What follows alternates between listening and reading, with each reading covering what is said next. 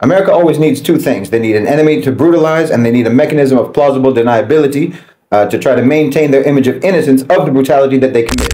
You know, I was talking last time about how you need to understand that when the West, you know, the sort of official voice of the West, the governments, the media, the elites, companies, corporations, and so on, when they use words like morals or values, or when they use words like justice or human rights or peace or what have you, I was saying they mean something completely different than what most people mean when they use those words.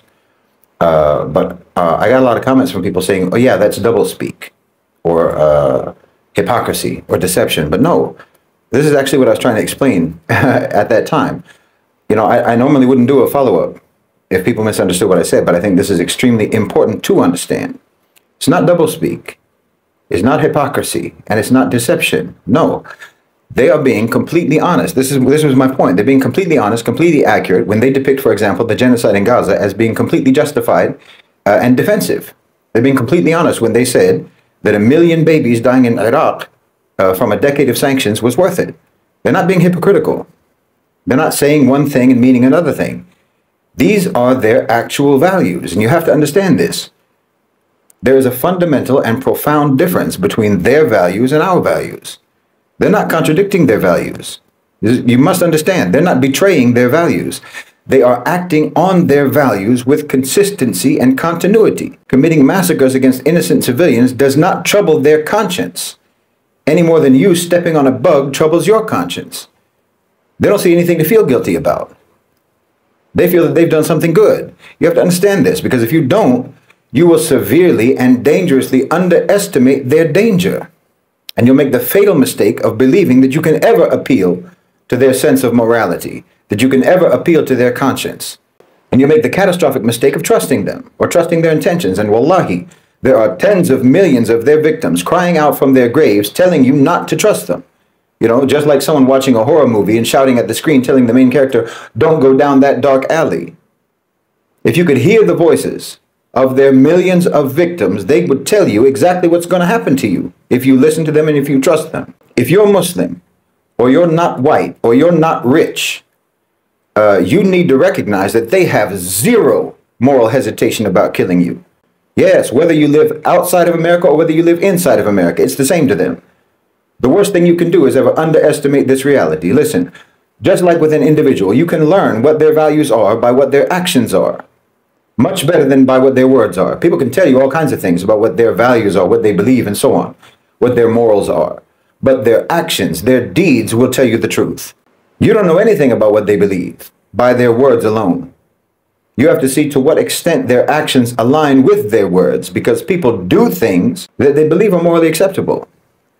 Now, sure, that doesn't mean that people always act in accordance with their conscience. People can slip up. There can be aberrations. We're human beings. But the actions that someone commits habitually, regularly, routinely, with consistency, this is what they believe in. Whatever they say to the contrary is just them lying either to you or to themselves, or both. But you have to believe what they do, not what they say. And like I said, when they say that what they do is moral, then that tells you what they consider to be moral behavior. Because it's not like America ever apologized for their wrongs. Until now, they've got the Native Americans holed up in reservations, and they're poisoning them right now with uranium. And I'm telling you, they're doing that because they believe it is morally acceptable to do that. No, don't you ever think that they are like you and I. They're not like us. This is incredibly dangerous. They're bloodthirsty, and they see nothing wrong whatsoever in quenching that thirst. The same way that you see nothing wrong with drinking a glass of water, they can spill your blood with the same nonchalance. And all you have to do is look at their history to know that. The narrative surrounding America's engagement in global conflicts and its internal handling of violence reveals a profoundly troubling chasm between its espoused values and its actual conduct. This essay seeks to dissect the complex web of arguments presented, delving into the moral contradictions that underpin America's approach to violence, both within its borders and on the international stage. The core argument rests on the notion that understanding this dissonance, this glaring discrepancy between rhetoric and reality, is not merely an academic exercise, but a critical imperative for comprehending the true nature of power dynamics, systemic injustices, and the mechanisms through which these injustices are perpetuated. The initial assertion that Western elites genuinely believe in the justification of their violent actions, such as military interventions, serves as a stark reminder of the subjective nature of morality when viewed through the lens of power. This perspective compels us to look beyond the veneer of diplomatic pronouncements and examine the underlying belief systems that inform policy decisions. The implication is that the rationalization of violence, often framed as necessary for maintaining stability or promoting democracy, is rooted in a consistent, albeit potentially distorted, worldview that may significantly diverge from widely accepted moral principles. This divergence necessitates a critical analysis of how power structures shape moral frameworks and how these frameworks, in turn, justify actions that inflict immense suffering. The argument that the moral implications of violence in America are consistently underestimated underscores the importance of scrutinizing historical patterns of exploitation and harm. By shifting the focus from rhetoric to behavior, we are forced to confront the disturbing reality of America's past, a past marked by the systemic subjugation of marginalized communities. This historical context is not merely a relic of a bygone era. It serves as a crucial foundation for understanding contemporary issues such as police brutality, mass incarceration, and the enduring economic disparities that perpetuate cycles of oppression. The legacy of violence casts a long shadow, shaping the present and demanding a reckoning with the systemic injustices that continue to plague American society. The comparison between the scale of violence attributed to historical Muslim empires and that attributed to Western actions reveals a disturbing truth about the unprecedented impact of modern warfare. The reported 275 million deaths attributed to Western actions within a significantly shorter time frame compared to the 15 to 25 million attributed to Muslim empires over a longer period raises profound questions about the nature of power, the evolution of weaponry, and the moral implications of technological advancements. This comparison forces us to confront the reality that the scale of human suffering has increased dramatically in the modern era, demanding a critical examination of the forces that drive this escalation. And they'll always say, oh, every civilization was violent. Every empire was violent. America isn't unique, or the West isn't unique about that. There's nothing strangely distinct about the West in terms of violence. Okay, let's look at the Muslims. Because this is something that they love to talk about. Muslim conquest, Muslim wars, jihad, Islam spread by the sword, and what have you, right? Part of being a Muslim is that you have to tell the truth. Whether it's for you or against you, you have to tell the truth. We don't get to spin narratives and pretend that those narratives are reality. We have to actually be honest. So I'll tell you, over the course of 1400 years, millions of non-Muslims died at the hands of Muslims. That's a fact. No denying it. Obviously, exact figures are impossible to ascertain. And the numbers of casualties in battles back in those old days are generally understood to be exaggerated. But according to historians, from the time of Rasulullah ﷺ until today, somewhere between 15 to 25 million non-Muslims have been killed by Muslims. That includes the battles in Persia, the Byzantine Empire, the Levant, Egypt, and so on. The early conquests, it includes Spain, all the battles of the Umayyads, the Abbasids, the Seljuks, the Ottomans, and so on. It also includes the massacres against the Armenians and the Assyrians. It even includes the civil war in Sudan, South Sudan, Darfur. It even includes acts of terrorism by like Al-Qaeda and ISIS and others. Now, of course, overwhelmingly, the majority of those casualties throughout history have been soldiers in battle, not civilians. But there were civilians too, obviously. So over the course of 1,400 years, Muslims killed around 15 to 25 million non-Muslims. That sounds like a lot, right? That makes you think that, yeah, it's true. Every civilization, every empire was violent. So why point to the West so particularly? Well, because in roughly a third of that amount of time, the West killed 275 million more people. You slaughtered, genocided, starved, bombed, murdered 300 million people in just the last 500 years. In fact, America alone has killed in just my lifetime almost as many people as the total killed by the Muslims in 1,400 years. Imagine. You killed in just the last 50 years the equivalent of all non-Muslims killed in every war ever fought by the Muslim empires in over a millennium. That's why we point to the West specifically. Do you understand? Because that's strange. It's abnormal. It's unique. And by the way, from that 300 million that you killed through slavery, through colonization, through engineered famines, through sanctions, and through war, we're not even talking about mostly soldiers being killed. We're talking about mostly civilians. Even in your wars, between 50% to 70% of the casualties have been civilians. Yes, you stand out in history. So like I said, you know people by their deeds. You know them, you know what they believe by their deeds, their habitual, continuous deeds, not their aberrations. Okay? The Spanish conquest of the Americas, 70 million dead. British colonialism, minimum 150 million killed. The transatlantic slave trade, at least 15 to 25 million killed. French colonial wars, 25 million. Congo, 20 million. Genocide of the Native Americans, upwards of 90 to 100 million. On and on. The Holocaust, Hiroshima, Nagasaki, Iraq, Afghanistan, now Gaza. It doesn't stop with you. The fact is that the Muslim empire across time, relative to its size and duration, has the least amount of blood spilt than any other empire in human history, and that's a fact. Even if you go back to the Roman Empire. Our conquests were the least destructive, our conquests were the least deadly, and the most successful and the most peaceful in integrating and tolerating and cultivating the people of the lands that we entered. Versus the total annihilation, extermination, enslavement, subjugation, pillage, and plunder of what you all did. This is your way. You were and are absolutely outstanding at it. Outstanding as in you stand out because of it. And you do that because you truly believe in it. And like I said, you really don't care if your victims are outside of America or inside of America. Because if you look inside America, what do you see? You see a society built on brutality, a nation whose foundation is violence, not just internationally, but domestically as well. The same ethos that drove the slaughter of the indigenous people, the enslavement of Africans, the subjugation of entire nations abroad, is the same ethos that fuels the police brutality in your streets, the economic strangulation of your poor, the educational deprivation of entire communities, the mass incarceration of your underclass, and the legal subjugation of so-called minority groups. I mean, just look at the statistics. You have more people in prison than any other country on earth, both in absolute numbers and per capita. Over 2 million people behind bars, and a disproportionately high number of them are so-called black people, African Americans, and Latinos. The so-called land of the free runs a for-profit prison industry where corporations like Core Civic and Geo Group literally make money from human suffering. That's why America criminalizes poverty, why minor infractions turn into life sentences, and why recidivism is designed into the system, because prisons are a business and human lives are commodities. What about police brutality? Well, every year, I've talked about this so many times, thousands of Americans, thousands, are gunned down by the very people who are sworn to protect you. Your police departments are outfitted like military units, armed with tanks, automatic weapons, treating their own citizens like they're an occupying army, the way an occupying army treats an enemy population. And who bears the brunt of this? Who are the prime targets for this domestic war? It's African Americans, Latino youth, indigenous communities, so-called minorities, members of the global majority. The same groups that have been subjected to violence for centuries in their countries of origin. And then there's your economic violence. The way your whole system is structured ensures that the rich get rich and the poor get crushed under an unbearable weight of debt, stagnating wages, impossible cost of living, on and on. How many millions of Americans are just one medical emergency away from bankruptcy? How many families are living paycheck to paycheck, unable to afford health care, unable to afford housing or education? The American economic system is not broken.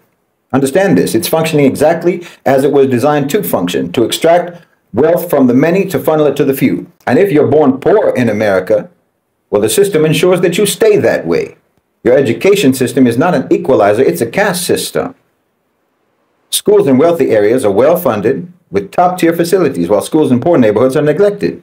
They're underfunded, and they're deliberately set up to fail, setting their students up to fail. And the reason is obvious, because an educated population is dangerous. An informed citizenry questions authority and challenges injustice. It demands fairness, and America's elites cannot afford that. So they keep entire communities ignorant. They keep them disempowered. They keep them hopeless, funneling them into either the prison system or the cycle of wage slavery. And we all know that discrimination in America is woven into the very fabric of your laws, the very fabric of your institutions and everyday interactions. So-called black Americans are still fighting for basic human dignity, for fair treatment in the courts, in housing, fair treatment in housing and employment and so on. Native Americans, like I say, are still confined to reservations, their land still stolen, their water poisoned, their sovereignty ignored. And all of this, the brutality, the oppression, the violence, is not accidental. It's the natural consequence of a nation built on exploitation. America doesn't simply commit atrocities abroad. It practices the same cruelty within its own borders. The same system that bombs and starves nations overseas is the same system that allows African Americans to be lynched in broad daylight by the police, allows corporations to strip their workers of humanity, and turns entire cities into wastelands of poverty and despair for corporate profits. The most dangerous mistake that you can make is to think that this system can be reformed. To think that those who benefit from that system will one day grow a conscience, because they won't. They're doing exactly what they believe is right. exactly what their values dictate. And unless you recognize this, unless you understand the nature of what you're dealing with, you will continue to be trapped in an illusion, thinking that change will come from within a system that was designed to crush you. The brutality is not a bug. It's the system working exactly as intended. Nothing's gone wrong. The misery and the bloodshed and the savagery all fall under their definition of morality. And that completely disorients anyone who knows it's immoral. And in that state of disorientation, they get the drop on you. That disorientation is all part of their hunting strategy. You know, when a lamb thinks about food, he's thinking about grazing in the field. But when a wolf thinks about food, he's thinking about that lamb. It's the same word, food, but two completely different understandings about what is intended by that word. So no, as a Muslim, we have to tell the truth. And I have to tell you the truth about that country. It's my country. It's where I come from. I know its ways. My ancestors were Irish, colonized for 800 years. Now you come to tell me, try to convince me that it's all because of the Jews, because of the Zionists, because of AIPAC. No, we can sniff that out right away, what that is. That's blame shifting, shifting responsibility. I mean, I could go along with it too. That's the easiest thing in the world to go along with. That's what they're going to do anyway next. That's the program. That's going to become the new official narrative. Israel blackmailed them. No, the Israelis are responsible for every crime that they committed, but every crime that they committed was on your behalf, and everyone knows it.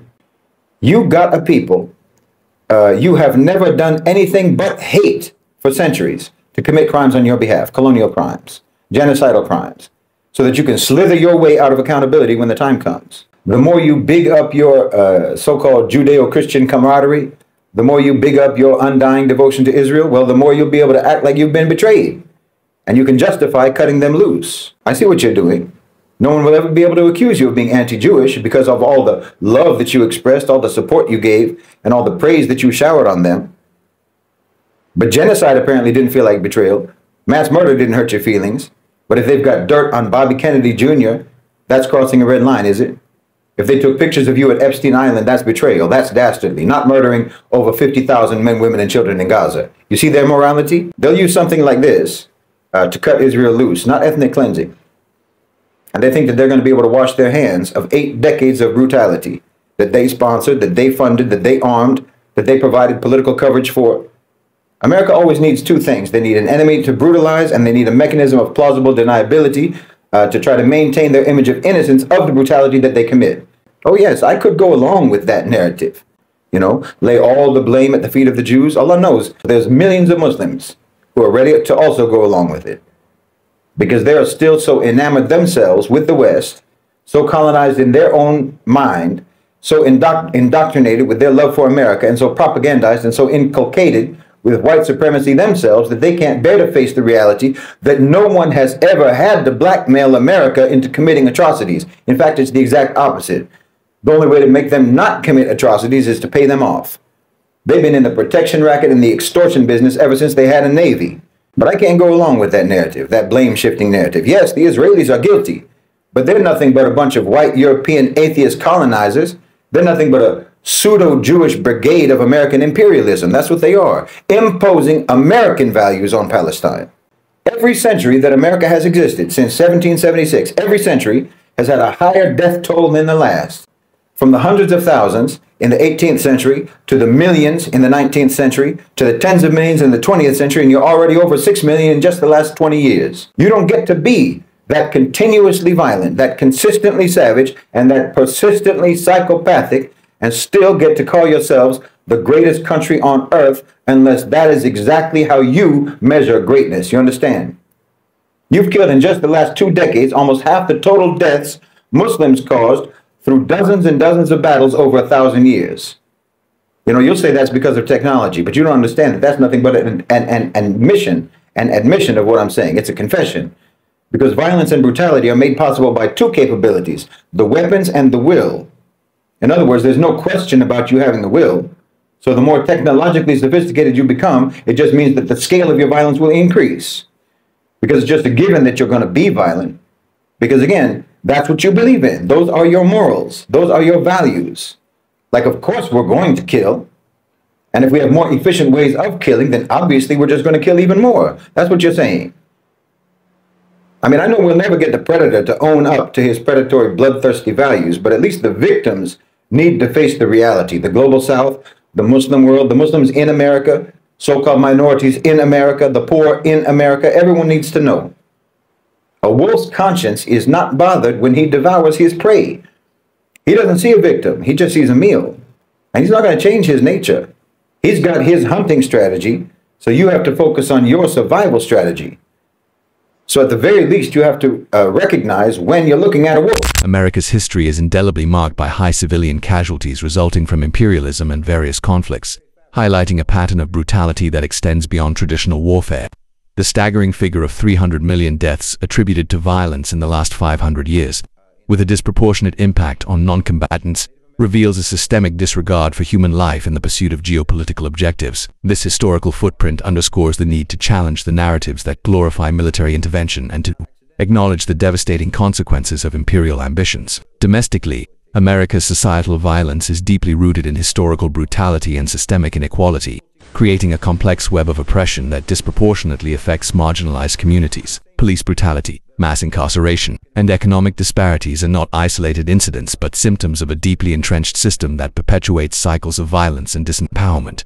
Understanding the systemic nature of these issues is crucial for developing effective strategies for social change. The economic system's role in perpetuating inequality and oppression is a critical component of systemic violence. Education disparities, discriminatory laws, and institutional practices ensure that marginalized communities remain disempowered, preventing them from challenging the status quo. This economic oppression is not merely a byproduct of inequality.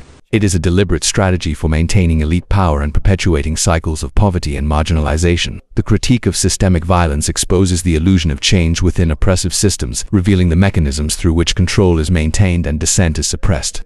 Brutality is not an aberration but an inherent feature of the system, designed to disorient and subdue those who seek to challenge the status quo. Blame shifting and historical manipulation are employed as distraction tactics, diverting attention from the root causes of injustice and hindering efforts to achieve meaningful change. America's complicity in global violence and its moral contradictions are central to the discourse, highlighting the discrepancy between its professed values and its actual conduct on the international stage. The prioritization of a favorable image while engaging in brutalities abroad obscures America's involvement and shifts blame onto others, perpetuating a cycle of impunity.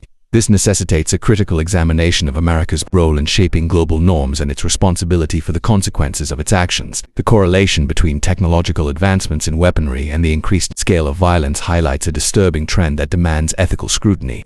America's actions in the last 2 decades, causing massive violence, reflect a pattern that exceeds historical conflicts, raising profound questions about the moral implications of technological progress and the need for international regulations to prevent the proliferation of destructive weapons. The systemic nature of violence, both domestically and abroad, suggests that it is not accidental but a designed outcome of power structures.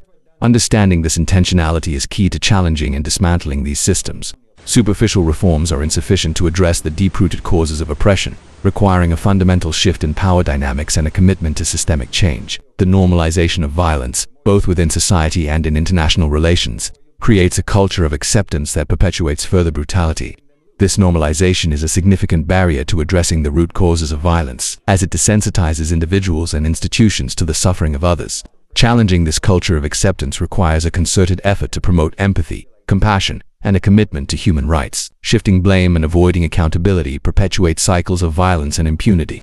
Acknowledging historical patterns and taking responsibility for ongoing injustices are essential steps towards meaningful change. This requires a commitment to transparency, justice, and a willingness to confront the uncomfortable truths about America's past and present. Addressing America's abnormal violence requires systemic change that challenges foundational structures of power and inequality. Superficial reforms are insufficient to dismantle deeply embedded systems of oppression, necessitating a fundamental shift in societal values and a commitment to building a more just and equitable society. Raising awareness of systemic violence and challenging dominant narratives are crucial for empowering marginalized communities and fostering social change. Understanding the patterns of oppression is the first step towards dismantling them, requiring a collective effort to amplify marginalized voices and challenge the narratives that perpetuate inequality. America's actions have global implications, shaping international norms and influencing other nations' behavior. Addressing America's violence is not only a domestic issue but also a matter of global responsibility. This requires a commitment to promoting peace, justice, and human rights on the international stage.